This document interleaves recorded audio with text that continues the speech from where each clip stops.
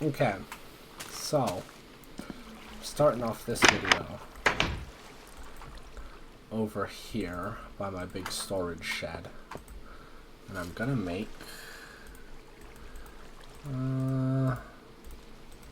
5 boats. Well, let's just go with 3.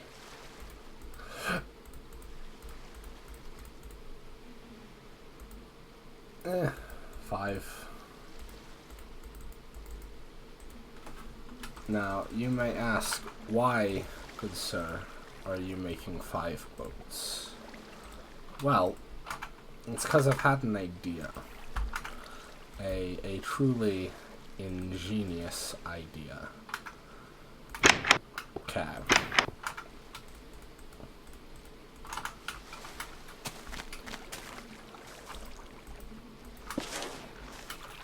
So,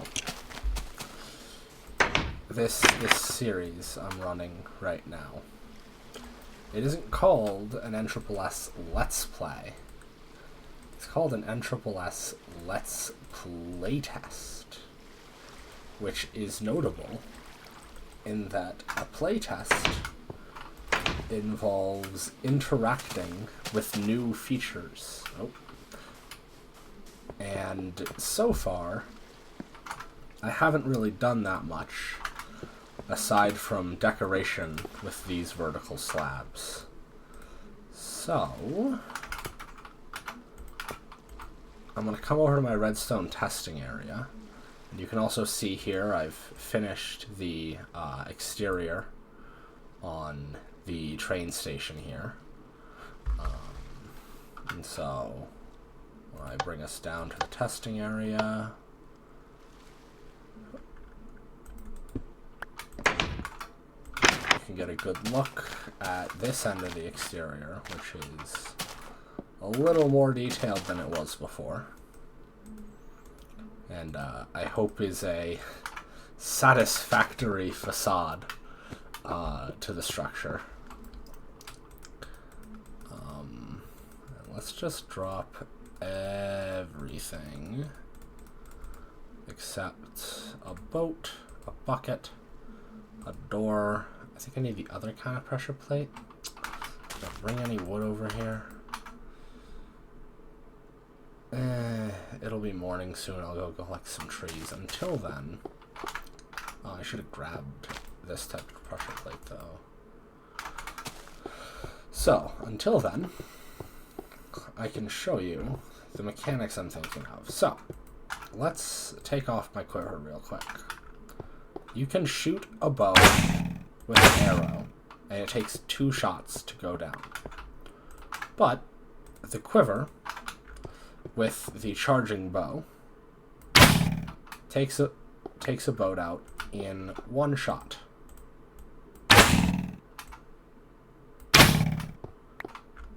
Which is a useful difference. And I thought, what is a fun way to show off the difference between no quiver and yes quiver? And I thought a little bit about boats, counters, and adders. Okay, so what you can do with a boat is you can get a boat in a flow of water. If I were to just here, let's just... Okay, we've got our flow of water here. You drop your boat in it, and it gets moved along by the flow of water. And you can see that the more drastic the slope of the water, the faster the boat's going to move. And if I were to get some slabs, which I don't have on me, and compress this boat by forcing it under a slab, it would move even quicker and even more vigorously down the stream of water.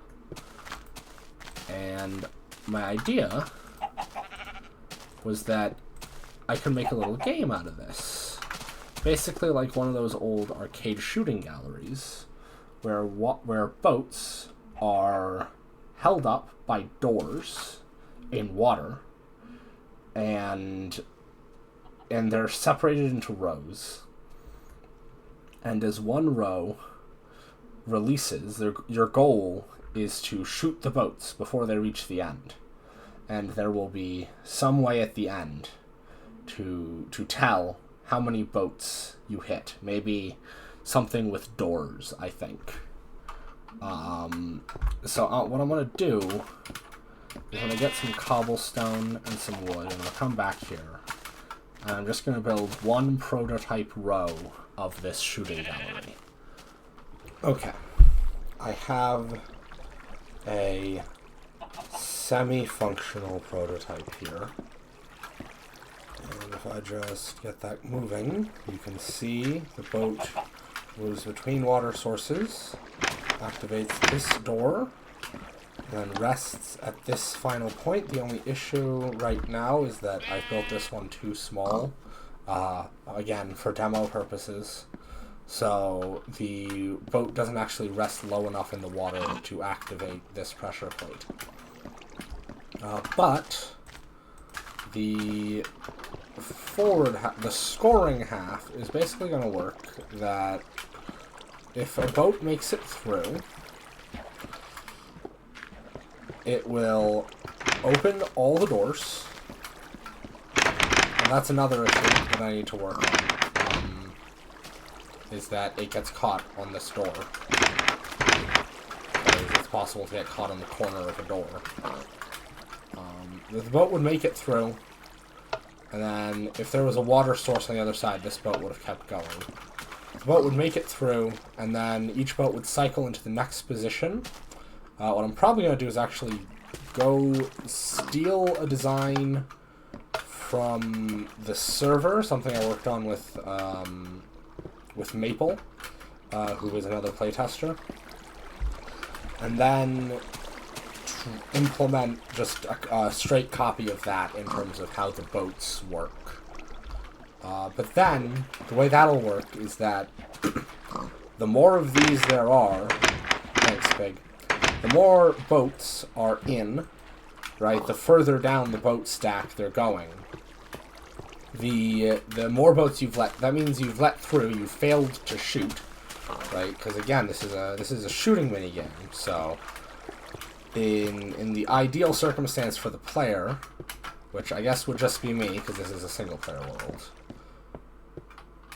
once you see a boat here, you take it out before it gets there. And then, since items sink, if I were to just throw this in for demo, they would stop here instead of going on to the pressure plates. And so, because obviously it's a wooden pressure plate, any entity can activate it. But yeah, so that's my idea, is that you have your scoring system built on a boat cycler, and then I want to build my prototype idea for the basics of it, for like for the boat release system. That's going to be an adder hooked up to a timer, so you're always at. So it pulses and adds 1 to the current value every once in a while. And I might show either once that's done or on a diagram how that's going to work. And I think I'm just going to limit it to 3 digits and have 3. And what that's going to mean is that the first digit, the ones place, right, is going to flip the most, right? If we go from 0 to 6, no, not to 7, right? So on 0, ones place is off, no boat is launched. On 1, the ones place is on, a boat is launched. 2, it's off. 3, it's on, right? Every number is either even or odd. And on every odd number, every other number, the boat's gonna launch. But then the 2's place, which is the next one over, right? That's only gonna switch every. That's only gonna change at a.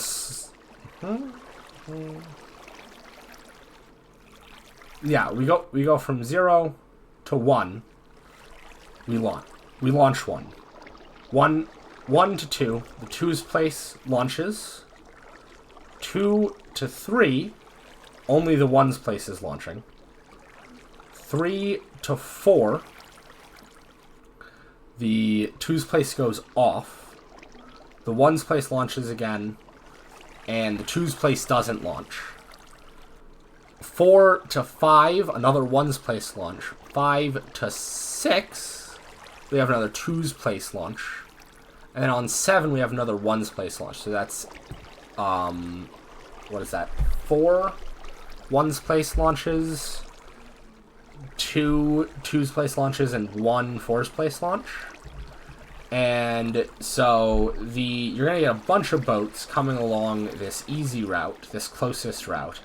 And you're going to have fewer boats coming along the further back launchers. So it's gonna work like one of those shooting games that, like at an arcade, right? I'll just build it and demo it instead of doing more talking about it. It makes sense in my head. It'll make sense when you see it. All right, this infernal mess of wires you are now gazing upon is one full adder, which I am going to need to make 3 of for this project. Thankfully, this is an uncompressed full adder and is taking up way too much space and will be shrunk down.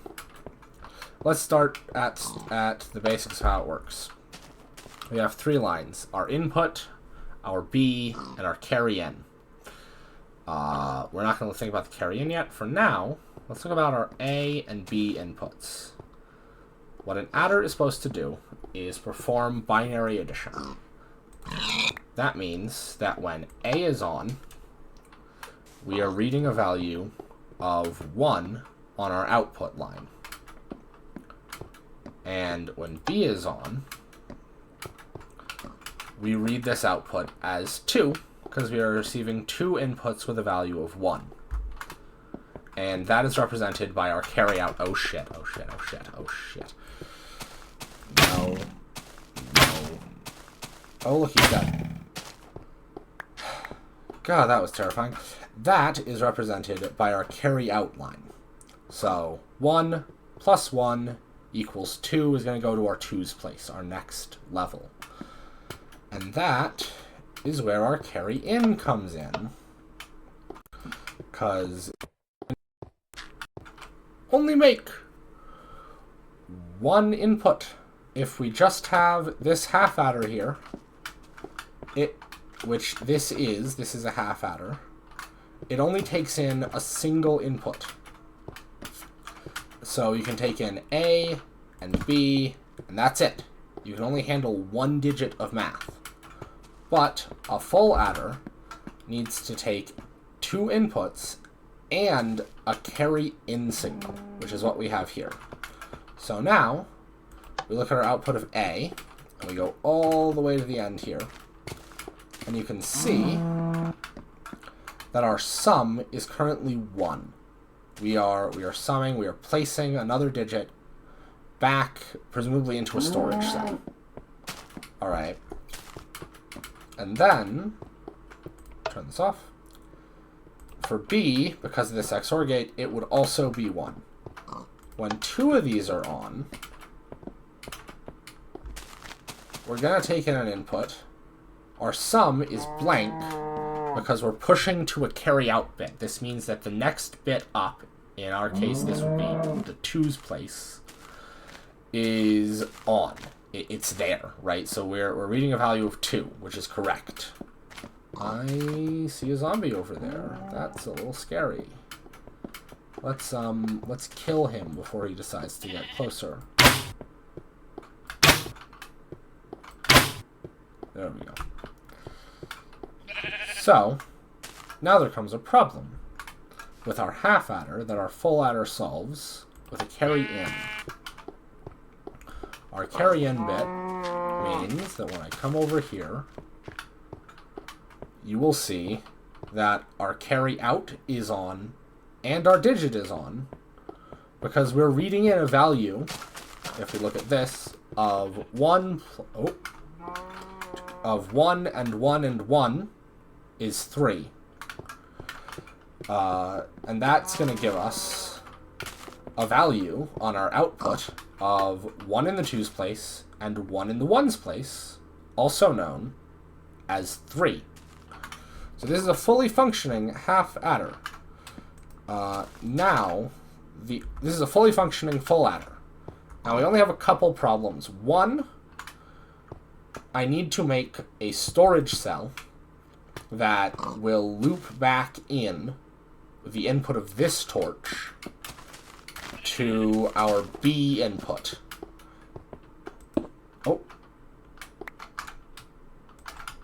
And second, I need to chain 2 more of these together to make a full adder. Now, in case you can't see, I will just tell you, this thing is too big for me to put together 3 of these. So before I solve either of those problems, I'm going to try and squish this thing down as small as possible. And hopefully, the next clip you see will be me showing off a squished down full adder. Alright, so over here you can see I've compacted my full adder into, I think, as small a footprint as possible when it's laid out flat like this. And this is just, to be frank, too big. This is too big. It takes up too much space. There's no way I'm going to fit 2 more of them into a build in such a way that I can really use it in an effective way at all. And also, look at all this spaghetti nonsense. It's disgusting. So, this is a compacted half adder. And all we gotta do is look at it. You can see it has the XOR and the AND gate of an adder, using a bit of redstone splitting to get them vertically stacked on top of each other. Alright, which is much better than this. Oh my god. And then, all we've got to do is, if you look at this, this is our half adder, and our carry bit comes into another half adder that gets ORed with the carry, that gets ORed with the carry out. That has the carry signal ORed with the carry out of our first half adders. So basically, this gets split off to the side as our carry signal, or actually, since we're going vertical to save chunks, to save horizontal space, this is gonna come up over the top here. I'll have to bring in the carry signal from a third point, but yeah, that should get it fully clear over our next let me just build another one of these half adders that takes this input, and if we have our carry in, do I have another? I don't have another lever, so I'll have to use a torch for that, which is fine. Just a little bit annoying. If we have our carry in come from over here, in fact, we can just put it right next to these two. Okay, we have our carry in coming through here. Then we just... Oh.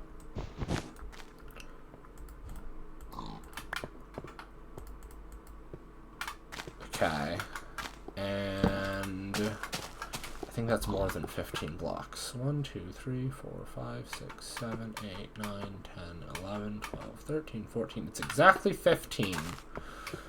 Just to be sure. Yep, power's all the way to the end. So this is our carry-in.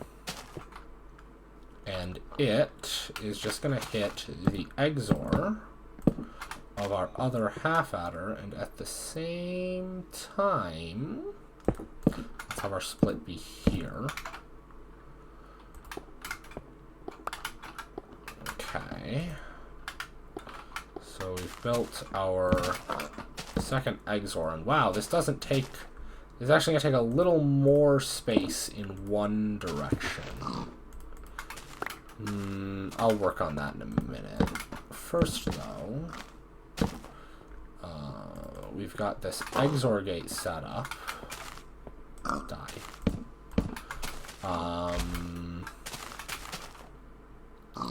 With that in, and then we just have this one. We'll have this one split off here.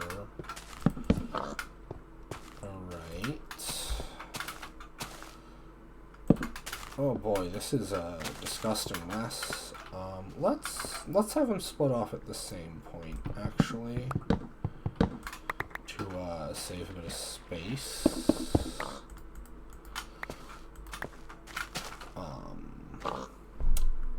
Yeah. In fact, if I do it like this,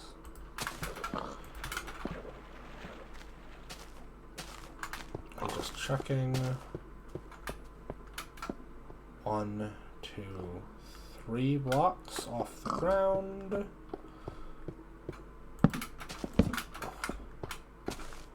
Just take that out.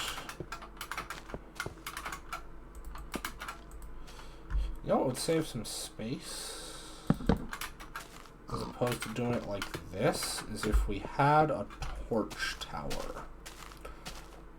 In fact, yeah, let's do that real quick.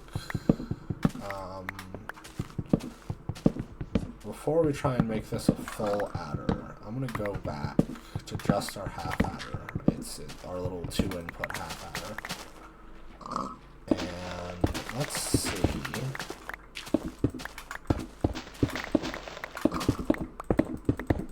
Okay. If I were to make this a torch ladder, yeah.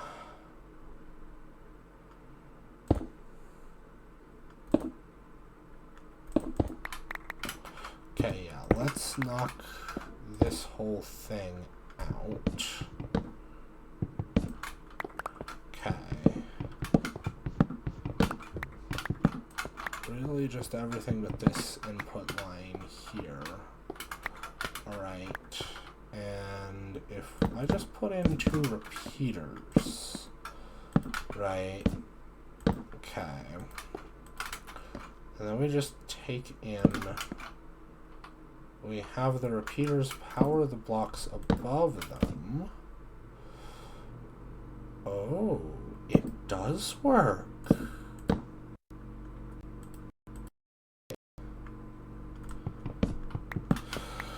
Takes 2 parallel lines and elevates them really cleanly. So now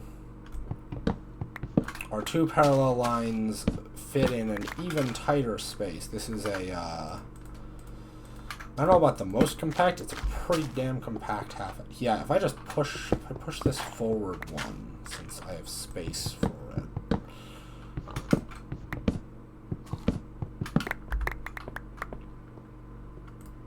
Okay, and I replace this here with our 2 input levers here. Oh, let's just hop, hop. Knock these out. All right. Okay. This is currently, let's see. I think this is going to be our smallest alpha half adder. I think this has the smallest overall footprint. Most of redstoning in alpha is about minimizing spaghetti wire to fit everything into as neat and as tightly packed a space as possible. I think this does it. Yeah. Okay, so this is our minimum size half adder here.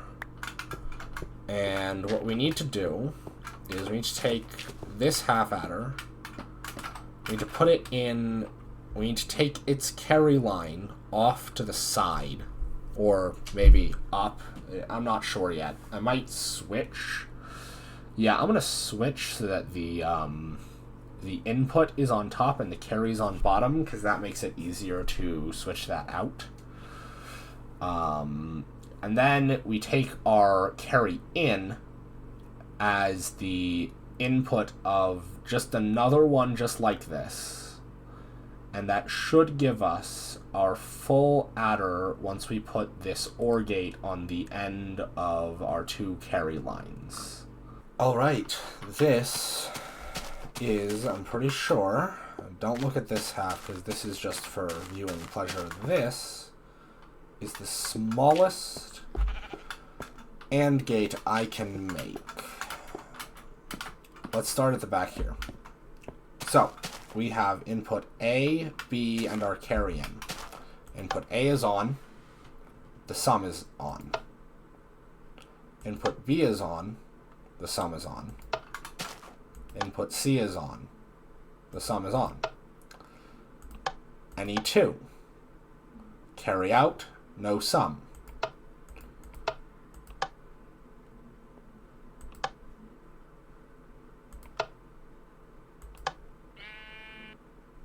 All three, carry out with a sum. So, this full adder basically works that you take your inputs and you run, for the half adder, you run them through a repeater. And this is actually a double repeater that repeats the signal on the bottom and on the top using a torch tower. And then we just come up here. At the top, we run into a compacted XOR gate. The reason I was able to compact it is because at the bottom, we're running into an AND gate. We're using the outputs of this AND gate as the these outputs act as the same as these outputs would on a normal XOR gate like the one down there. This makes this XOR gate functional, and this gives our sum line of the half adder, and it makes this AND gate, which gives the carry line of the half adder, full functionality as well.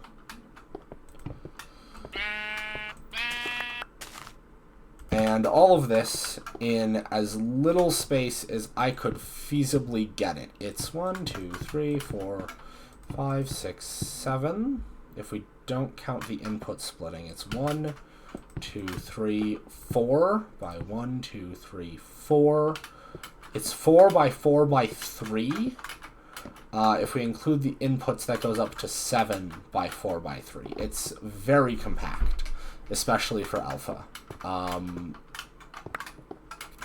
Once we do have those inputs, our carry line comes in here, and our XOR line, our sum line, comes in here as the inputs for an identical second half adder, at which point our second half adder's carry and our first half adder's carry are OR'd using this repeater. Repeaters work as single directional OR gates. For an example of what that means, let's say we have these two lines of redstone, and they both go off and turn on torches over here from their inputs over here, which are just going to be torches, because I don't want to deal with my inventory. So, if we just connect them like this, the issue with this is that if we turn on, and then we have OR gate, this is representing line A, line B, and our OR gate. We put this down here. All three of them act as if they were on. This is basically all three of these act as an OR gate if we have either input. So, to make our OR single directional, we build it using a repeater. And so now, input 1 activates its line and the OR gate. Here, I'll actually just... There. Just ignore the rest of the repeater. Input 1 activates its line and the OR gate. And input 2 activates its line and the OR gate. Or in this case, a NOR gate, I guess. And only if both inputs are active do all three run. So it's good for separating out. It's just good practice, I think, to run your OR gates with repeaters instead of shared lines. It cleans things up a bit. Anyways, so now through this OR gate, we get our carryout line. And from the XOR here, we get our final sum line. And so all that together makes a machine that turns on a different number of light bulbs based on the amount of binary inputs you give it. Isn't that magical? Now, I want you to notice that this isn't exactly small. It's just way smaller than that one. Of course, that's only in one direction. If we look at this, their final output points are basically the same. This one's just a little bit. This one has 2 blocks shorter on its final output. But it is so much less wide. This one is in full 1, 2, 3, 4, 5, 6, 7, 8, 9, 10, 11. This one's almost 3 times as wide and only 1 block shorter than this one. So basically, this is an AND gate. Not an AND gate. This is our adder. This is our adder. And now, we just need to build 2 more of them and hook them up to doors that release boats for our little boat mini game. But I'm going to save that for a future episode. And I'm going to leave this episode off here with my finished half adder. Sorry, with my finished compact adder.